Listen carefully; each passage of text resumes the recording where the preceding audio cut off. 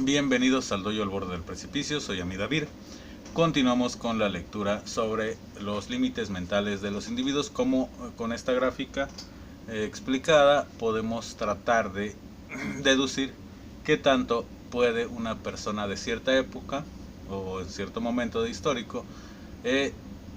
tener conocimientos, alcanzar conocimientos y qué nivel de crocs podría presentársele. Lo que en relación a esa cantidad de conocimientos que puede tener una persona se puede deducir que tanto un dragón puede ser realmente un dragón o ser una persona, una invención de una persona. El gráfico y las letras solo son alusivas,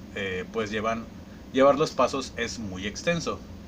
dando a que, por ejemplo,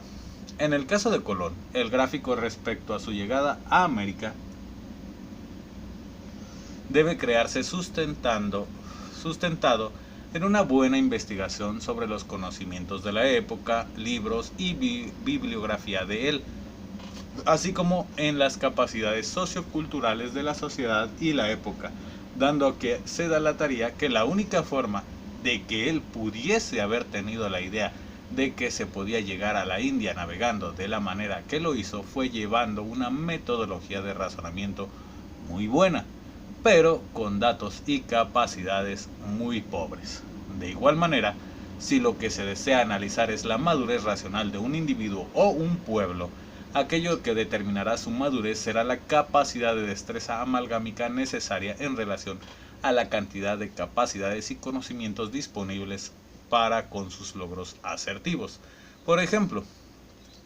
si se tienen pocos conocimientos y pocas capacidades y aún así llegaron a grandes descubrimientos, en realidad lo que los ayudó a llegar a esos grandes descubrimientos fue su capacidad metodológica de usar esos pocos recursos. En cambio, si había mucha información y mucha capacidad y muchos conocimientos en tal época y la persona no sabe ni arreglar un carro, podemos decir que sus amalgamas posibles o sus sistemas de amalgamar, su lógica, su imaginación era muy pobre. Entonces, dado que por supuesto, por supuesto, puede decirse que en opuesto, si un ente, individuo o sociedad hace amalgamas con base a criterios básicos como bueno o malo de manera simple y directa, aun teniendo múltiples capacidades y conocimientos a su disposición, se revela que en ello una mente de grado muy infantil, aproximadamente entre los 4 y 8 años, pues esa es la edad aproximada que los individuos con buen desarrollo suelen regirse por una regla de clasificación tan simple e ineficiente. ¿Qué quiere decir esto? Que si un personaje de histórico o un dragón se rige por bueno o malo en sus edictos, en sus palabras o en sus actos, sus capacidades de amalgamación y su mente es bastante infantil. Pues en estas edades en la que más se rige la persona por ese tipo de cosas tan simples. Pues cuando uno va madurando se puede dar cuenta de que, por ejemplo, una espina, si bien te dicen, no te acerques al cactus porque te puedes espinar y es malo, puede usarse el cactus como aguja, las espinas como aguja, y hay otras formas de utilizarlo que no siempre es perjudicial el cactus malo, ¿no? Como tal, sino que es una relación de uso. Sin embargo, este cubo tiene que ser espejado si se desea ser aún más específico o se desea comprender el proceso transitivo constructivista de la mente de un individuo para llegar a ciertas conclusiones, pues solo representa los bloques de visualización por amalgama simple. ¿Qué quiere decir esto? Perdón, continué la lectura sin avisar. Quiere decir esto que si se quiere deducir cómo se llega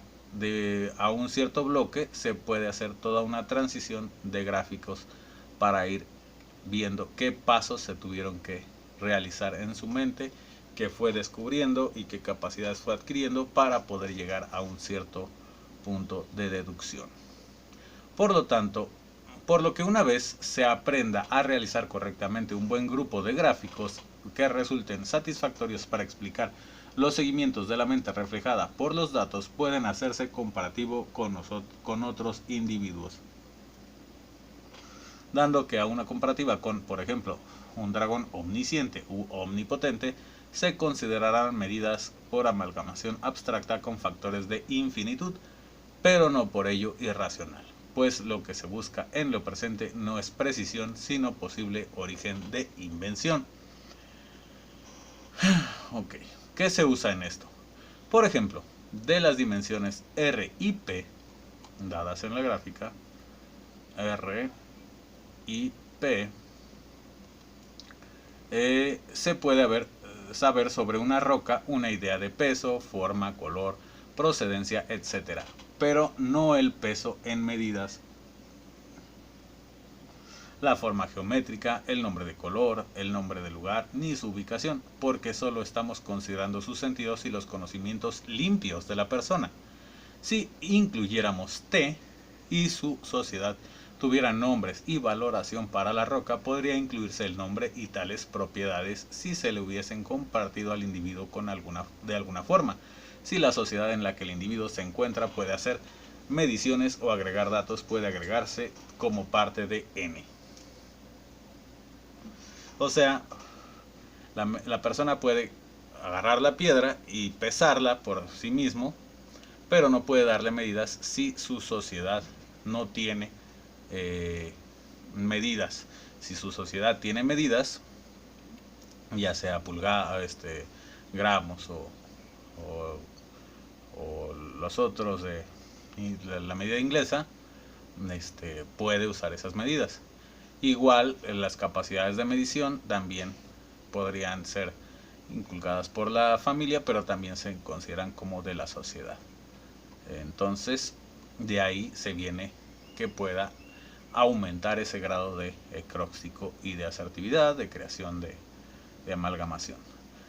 Pero en este punto, y como se vio al hablar de capacidades de los individuos, temas atrás podemos agregar a R y P las capacidades dadas y compartidas por la comunidad. Cuando se agregan datos de M y S, podemos hacer un tanteo acorde a la historia, en el que al ubicar a la sociedad de determinada época, el que tanto podría saberse al momento sobre la roca, donde, por ejemplo, si esta fuese magnetita, podríamos considerar que desde Grecia ya se sabía algo de la misma, que es prácticamente con lo que se hacen los imanes. Pero si fuese uranio u otra con radioactividad, las posibilidades de saber suficiente sobre ella bajarían drásticamente. Aunque posiblemente de estar en Egipto en la misma época podrían aumentar un tanto el porcentaje, pues hay algunos mitos o datos de que en Egipto ya se conocía un poco sobre este tipo de piedras como radioactivas, aunque considero que es más leyenda. Posteriormente, y ya con los datos máximos y mínimos de lo que para la época y la sociedad se tienen, puede hacerse una escala de qué temas amalgamados podrían hacerse para aumentar las ideas, usos o conocimientos alcanzables en relación a la roca, donde si sabemos de un suceso específico como tales rocas se usaban para tales cosas y un individuo le usó de una manera similar, podemos deducir que solo amalgamó de manera particular y simple o infantil, pues siguió a lo que ya se sabía. Si en cambio la usó de manera diferente, pero en un uso similar al que la sociedad lo usaba, podemos decir que fue una amalgama social y por lo tanto tenía algo de madurez e ingenio. Pero si le usó de maneras nuevas y diferentes a lo que la sociedad hacía de ellas, podemos decir que llevó una metodología de amalgamas en su mente para usarle y que tuvo sabiduría. En el siguiente tema continuamos con esta explicación. Gracias.